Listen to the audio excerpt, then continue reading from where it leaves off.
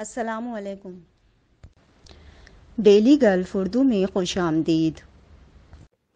متحدہ عرب امارات کے صدر شیخ محمد بن زاید آل نہیان کا دورہ قطر۔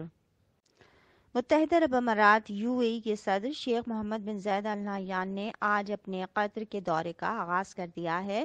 UAE کی سرکاری خبر رساں ایجنسی وام کے مطابق یہ دورہ امیر قطر شیخ تمیم بن حمد الثانی کی دعوت کے بعد کیا جا رہا ہے۔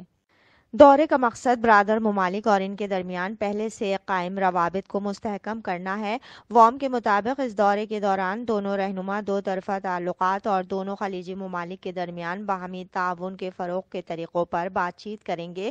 خیال رہے کہ متحدہ عرب امارات ان عرب ممالک میں سے ہے جنہیں قطر کے دارالحکومت دوحہ میں ہونے والے فیفا فٹ بال ورلڈ کپ 2022 کی افتتاحی تقریب میں مدعو کیا گیا تھا۔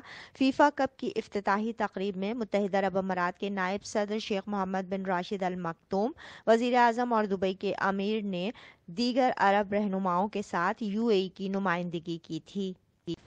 اب تک کے لیے اتنا ہی۔ اگلے بلیٹن تک کے لیے خدا حافظ۔